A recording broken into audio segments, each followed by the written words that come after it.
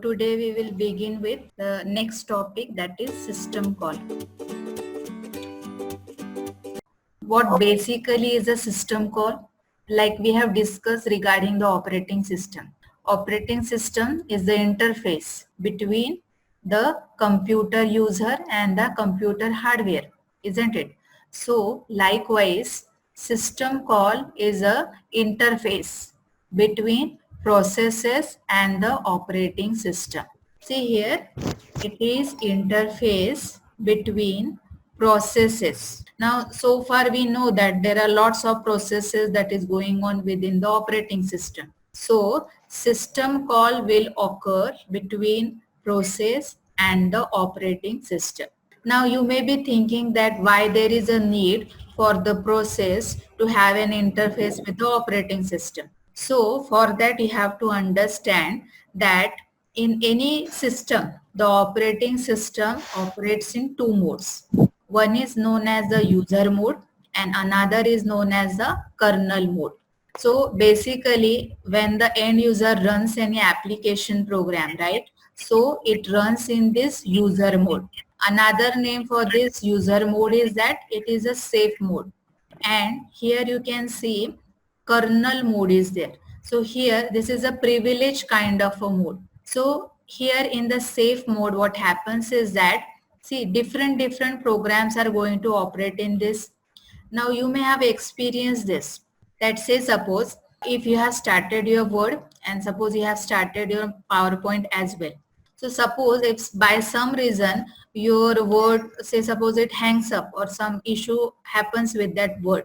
So it does not mean that the whole system is crashed, isn't it? Means say suppose that particular Word will crash down, but the PowerPoint that is running, that will continue, and the even the system will keep on running, isn't it? So why this is happening? This is happening because the processes, the user processes are running in the user mode, that is the safe mode, so that if something happens to one program, it does not affect the working of the another program. Now you may be thinking that what is provided in the kernel mode. See here, as the word is privileged mode. What it means is that means some type of special instructions or some sort of special facilities are provided in this particular mode. Maybe say suppose you have to access hardware or you have to get work you're done related to say suppose IO devices. So these type of things you cannot do in the user mode. So still if you have not got this, we will slowly understand this concept. So far in this slide you have understood that what do you mean by system call? It is an interface between process and the operating system. One is called as user mode, which is usually the safe mode, and another is called as the kernel mode, which is a privilege mode. Right now we have said it is an interface. So how actually this works, we will see in the next diagram. So let us see the next diagram. Now see here, two modes are represented here. So say suppose a user process is executing. This is the first thing that is happening in the system. Now for some reason it wants to say suppose interact with the hardware of the system.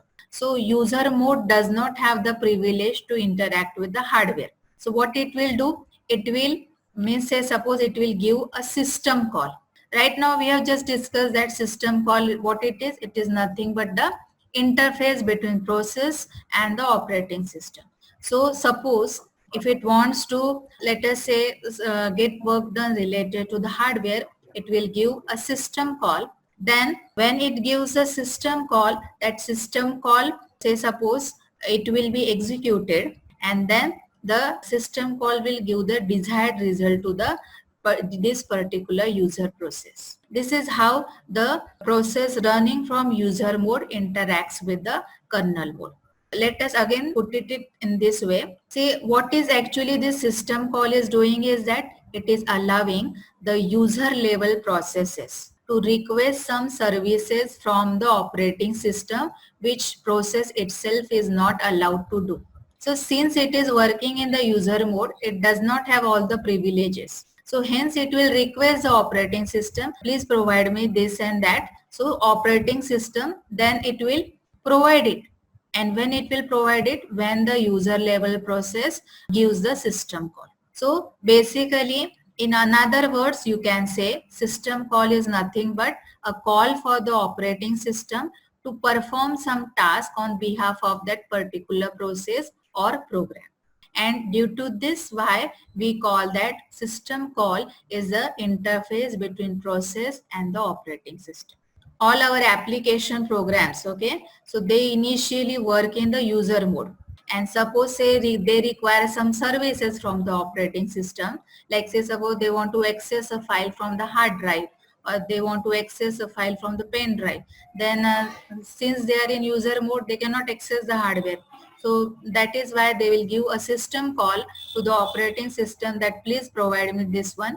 Then the operating system will go to kernel mode. It will do whatever is needful, and then finally it will give the desired result to the user level processes. Now let us understand how actually this system call is implemented. So for that, again we are going to see one diagram. So see here, my say suppose again two modes are there, user mode and kernel mode. So here you can see user application is there.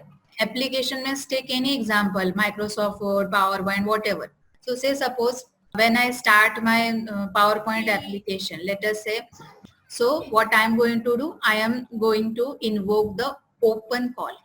Now this open call is actually a kind of a system call. Open means what? The file is present on some hardware.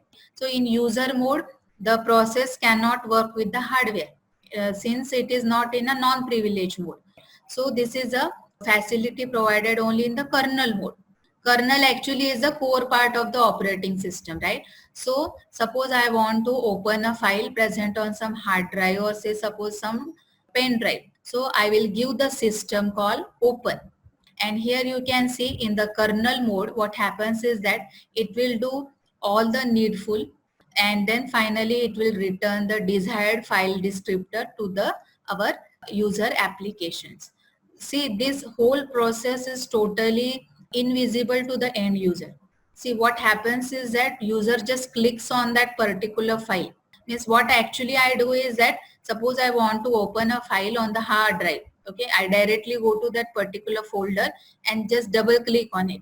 But behind the scene, what is happening is that my application program will give a open call, and then my desired file will be fetched from my hard drive. Okay, and then finally the file will be open in front of. So basically the system call is the interface, right, between the process and the operating system.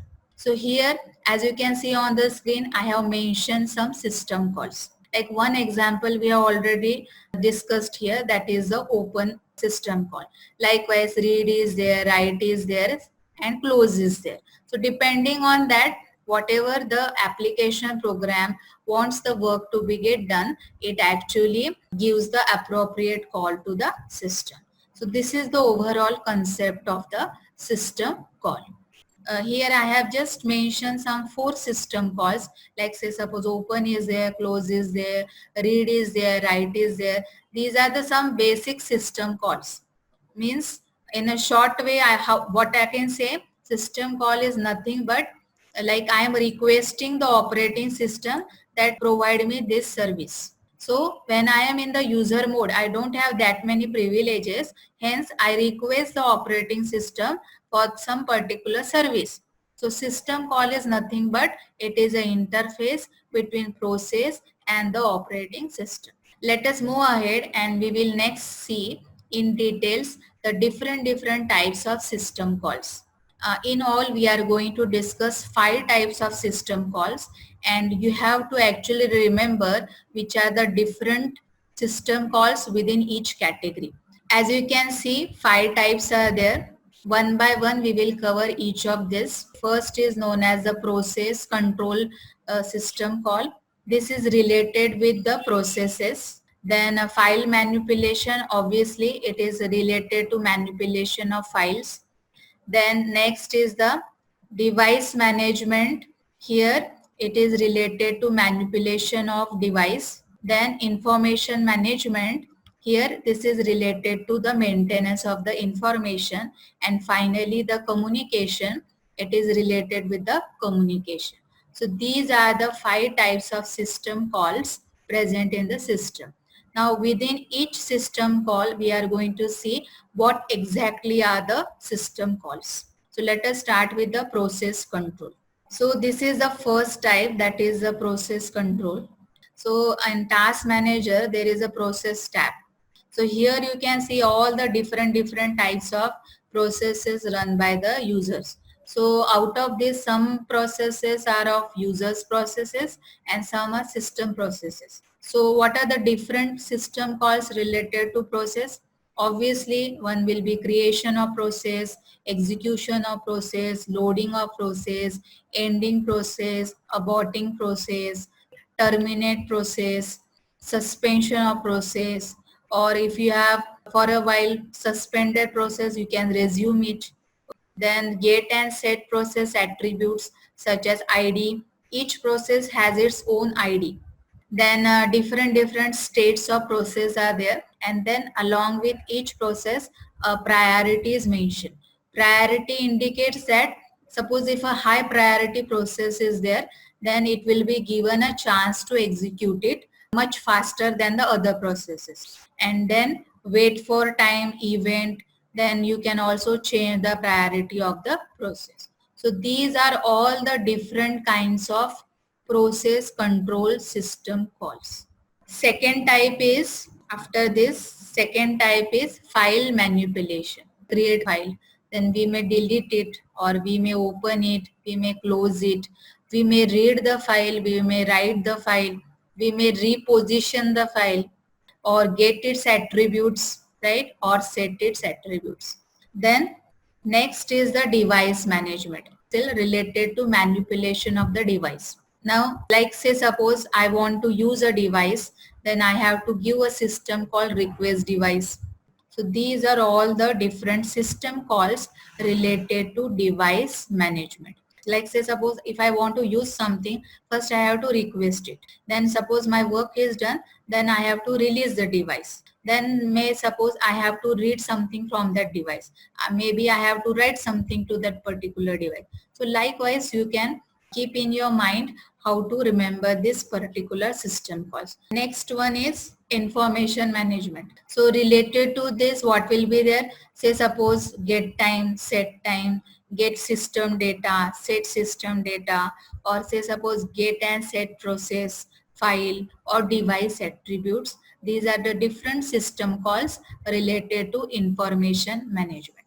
See what happens in information management is that we have to keep track of like when at what time the particular data entered the system, at what time means different processes take place, or if I want to set some particular process at some particular moment. So all these different tasks are related to information management. And the final one is the communication.